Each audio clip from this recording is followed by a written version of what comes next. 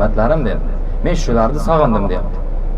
Rasululloh siz bilan bizni ko'rmay turib sog'inib yig'layaptilar. Biz qachon yig'ladik oxirgi marta Rasulullohni sog'inib? Jay namoz ustida o'tirib Rasulullohga salovat aytayotgan vaqtda qachon yig'ladik? Ko'zimizga qachon yosh keldi? Rasululloh uchun bir marta yig'laganmizmi mana? Oxirgi marta qachon? Eslay olmaymiz. To'g'rimi? Uyatli ummatmiz. Juda uyatli ummatmiz.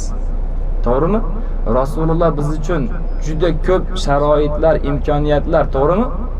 Yaratib qo'yib ketdi. Payg'ambarimiz mana vafotlariga necha asrlar bo'ldi. Lekin Qur'onda bitta harf o'zgarmadi-yu, to'g'rimi? Juda chiroyli holatda hayot yashab, kunlik yashash tartibini chiroyli tuz berib qo'yib ketdi-yu Rasululloh, to'g'rimi? Biz uchun jang qildilar.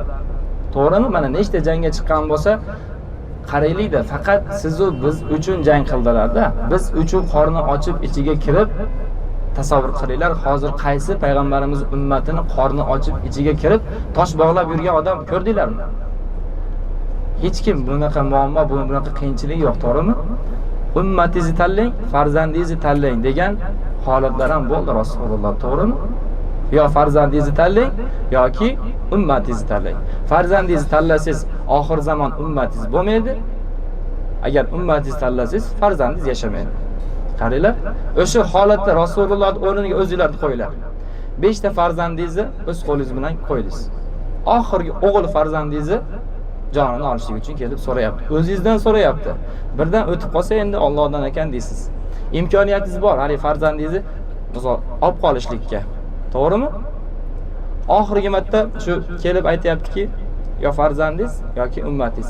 Shu holatda ham yana kamiga nima deyapti, qaranglar.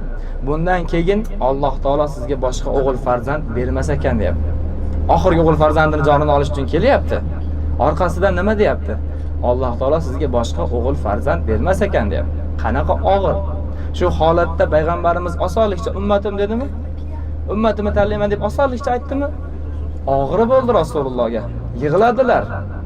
Yig'lab turib javob berdilar. Men farzandi uchun yuborilgan payg'ambar emasman. Men ummati uchun yuborilgan payg'ambarman deb bizni tanladi Rasululloh. Biz uchun farzandlarini qurbon qildi Rasululloh. Biz nima qildik Rasululloh uchun? Aytinglarchi, bizga shunchalik kuyuk kishiga sabab bo'ladigan nima ish qildik, aytaylikchi? Shu yoshga kirdik mana. O'ylaylik. Rasululloh uchun biz nima qilib qo'ydik? Rasululloh erta qiyomatda hamma payg'ambarlar ummatlari yig'ilayotgan vaqtida biz Rasululloh oldiga yorug' yuz bilan borishligimiz uchun nima qildik? Erta qiyomatda payg'ambarimizga yuzlanayotgan vaqtimizda, ya'ni Rasululloh kelyapti sahobalari bilan biz oldimizga-da. O'sha holatda bizni ahvolimizni ko'rib, men mana shu ummat uchun men farzandimni qurbon qildimmi? Mana shu ummatim uchun men jonimni xatarga qo'ydimmi? Mana shu ummatim uchun kechalari uxlamasdan, qornim och qolib, qornimga tosh bog'lab, kamiga jang qildimmi?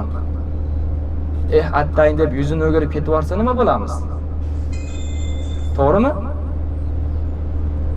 Biz Rasulullohni bu dunyoda ko'rolmagan bo'lsak, to'g'rimi? Rasulullohni ko'rishlik, inshaalloh jannatda ko'rishlik, suhbatida bo'lishlik orzuyimiz bor, to'g'rimi? Lekin shu jannatga kirishlikka, Rasululloh suhbatida o'tirishlikka yarasha nima ish qilyapmiz? Nima harakat qilyapmiz? Qani harakatimiz? Lekin mana shuncha gunoh ustida ham Alloh taolo siz bilan bizni erkalatib, ne'matlantirib qo'ymayaptimi? Ko'pchilik aytadi, duolarim ijobat bo'lmayapti. To'g'rimi?